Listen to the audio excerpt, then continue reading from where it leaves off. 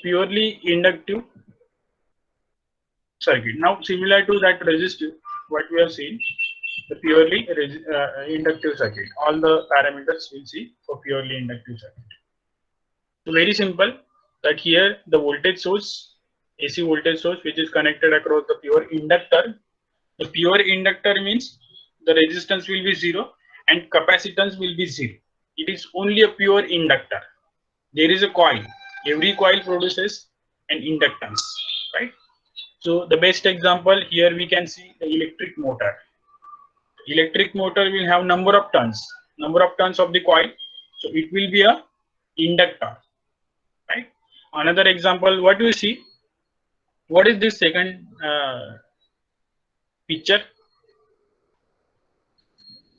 Can you tell us what is this second picture? This first one is the electric motor.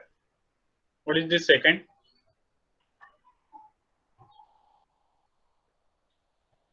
Sir, hey ballast आहे, electronic ballast. Hello. Yes. कुठे असतं ते? Sir ते tubelights मध्ये असतात, जे LCD tubelights आहे ना, जे आधीच्या काळात वापरायचा, आय थिंक लेट 90s किंवा अर्ली 2000s मध्ये, तेव्हा. आता एलईडी वापरतात. आता एलईडी वापरतो आणि त्याला इलेक्ट्रॉनिक चोक असतो, इलेक्ट्रॉनिक बॅलस्ट असतो, right? The earlier we used for the conventional tube lights. So in between that tube light there is this box. So this is called electrical ballast or electromagnetic ballast or electromagnetic choke, CHOKE, right? So this is like a transformer. Due to the self induction principle, whenever the voltage is given across this, it produces the strong magnetic field around it, and the design is like a U-shaped core is there inside, and which produces the magnetic field which cuts the coil itself and will increase the voltage.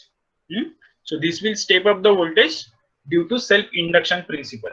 The design is such that the magnetic field and the direction of current will be in the same direction. So it produces the large voltage.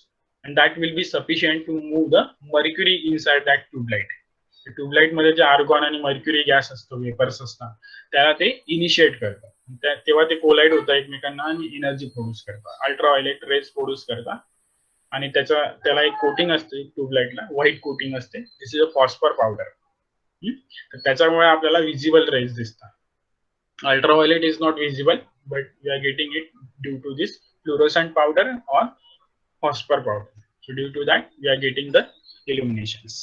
So this is the electromagnetic choke, which is a pure inductor. It contains simple coil. The transformer you can have, this is also having inductor. All types of motor. There is a fan. It is also a motor. It contains a coil. Every type of motor which have the inductors. But purely inductive circuit, which is rarely possible, because every inductor, every conductor is having some resistance. As I told you earlier also in this lecture, every coil, every conductor is having some resistance. So purely inductive circuit, it is rarely possible in the practical thing. So even though we need to study the purely inductive circuit, their properties. Let us see what outputs we get in purely inductive circuit. So look at that, a simple pure inductor which is connected across the source, V is equal to Vm sin omega t. We have assumed that this voltage source as a reference. Then according to Faraday's law of electromagnetic induction, in accordance with the Lenz's law, that E is equal to minus L di by dt. This is the self-induced EMF in this inductor, which is represented by small e, and that is equal to minus L di by d. We know this equation in electromagnetism. We have studied this.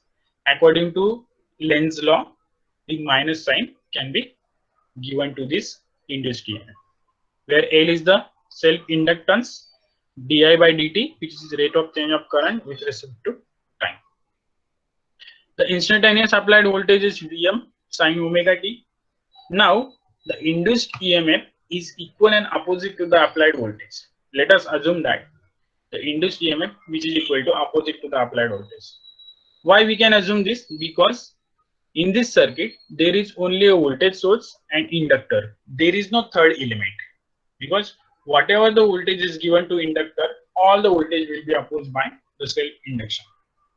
So that's why we can assume that V is equal to minus E.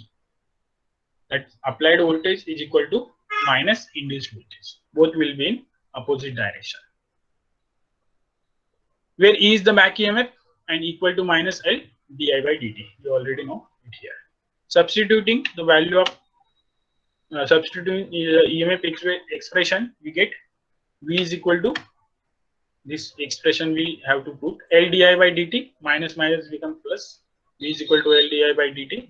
We have V is equal to Vm sin omega t. To put it here, that is equal to L di by dt. And just rearrange it. We need to calculate the value of current, the expression of current. So di is equal to Vm by L sin omega t dt. This is what the rearrangement for this term. Vm by L sin omega t. Now, if you want to calculate the expression of I, then what we need to do?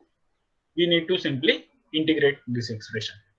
So by applying integration on both sides, we get I is equal to Vm by L integration of sin omega t dt. So we have the integration of sin omega t is minus cos omega t into omega. So we have written as it is. So Vm by omega L sin. Now we need to arrange this in terms of the sign again. So minus cos omega t is equal to sin omega t minus 90, or sin omega t minus pi by 2. So we have this sin omega t minus pi by 2. This is what the trigonometric arrangement. Then the current equation becomes I is equal to Im sin omega t minus pi by 2, where Im is equal to Vm by omega. Again, omega L is nothing but XL. That is equal to 2 pi FL, which is the inductive reactance of the purely inductive circuits. We have defined it already in the first or second slide. XL is equal to omega L, that is equal to 2 pi FL, inductive reactance. Im is equal to Vm by omega L, that is Im, maximum value of current. So we are getting the current expression. I is equal to Im sin omega t minus pi by 2. Now based on this voltage and current equation, we can draw waveform. This will be leading or lagging. This will be current will lead or lag. Can someone tell us by looking at this phasor diagram and waveform? Current will lead or lag? Lag, current, lag. Sir, current will lead. Current will lag or lead? Lagging, sir. Lagging, na? Lag, sir. Phasor always rotate anti-clockwise. So here we have V is equal to Vm sin omega t, starting from the 0. We assume is it as a reference.